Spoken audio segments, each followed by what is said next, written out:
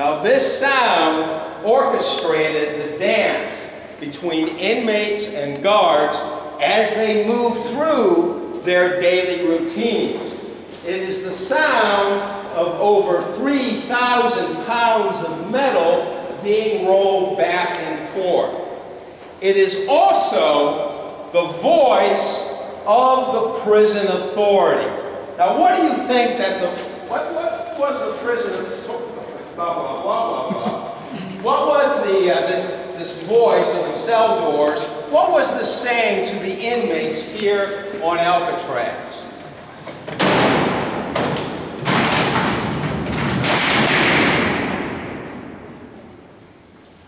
Abandon all hope? Is it the sound of loss of freedom, which is pretty obvious? But you can imagine listening to the sound day after day after day. This is the sound of monotony. Now, on the other hand, what do you think that the sound of the slammer, what was the saying to the correctional officers that worked here?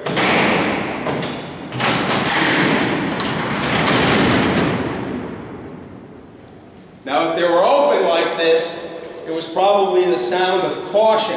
When the inmates were leaving their cells, you had to be on guard. You had to be careful. But also for the guards, I bet it was indeed the sound of monotony. And perhaps when they were closed at night, at the final day, at the end of the day, it's probably the sound of relief. I mean, this is the time when all the inmates were back locked into their cells.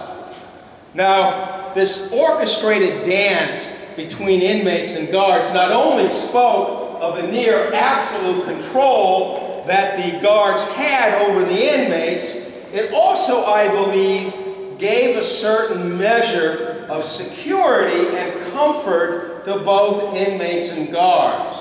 Now, it's obvious that the cost of this would be complete loss of freedom. Obvious for the inmates, but it was also true to a large extent for the officers as well. After all, it was the warden who set the protocol that all the officers had to follow.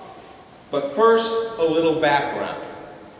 When the Bureau of Prisons took over Alcatraz from the military in the early 1930s, they installed extra security measures, such as erecting 6 guard towers and unrolling yards of barbed wire and chain link fencing to secure what they saw as the worst criminals in America. Now, they also decided to replace the old flat iron bars that you can still see today in A Block. That's what Alcatraz, the military prison, looked like, with a new rack of doors that could only be controlled by a gang box that was located at the end of each and every tier. So there was no more individually keyed doors, you know, where a guard would have to open it with the inmate inside, potentially exposing himself to being overpowered by the inmate. So the Bureau of Prisons contracted Stewart Ironworks from Cincinnati, Ohio, to design these doors. And they came up with some pretty innovative designs. One of their innovations was called tool-proof bars. And with this solid carbon steel interior, it was nearly virtually impossible to cut through. Although in its 29 years, there has been a couple of cases where they have indeed been cut through. Now, the operation of the doors themselves is relatively simple. It's actually the dance between 3 different levers inside this box. I can control any combination. For example, I'm going to select door number 4, door number 6, door number 8. Now this sound that you hear right here, That's the sound of the clutch. Each door being locked into place, and then I'm going to secure the last door I want, door number 8, and I'll clutch that door. 4 doors selected, all even doors.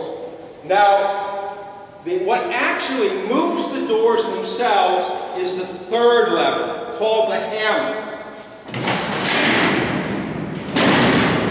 Lo and behold, we have 4 alternating doors that have opened.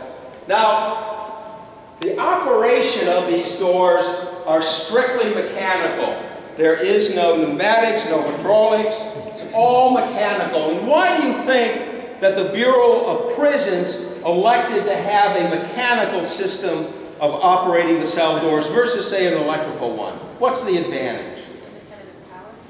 That's right, a power outage. If there was a power outage, I mean, you wouldn't want to have the inmates either locked inside their cells or outside of their cells. It would cause a huge security problem.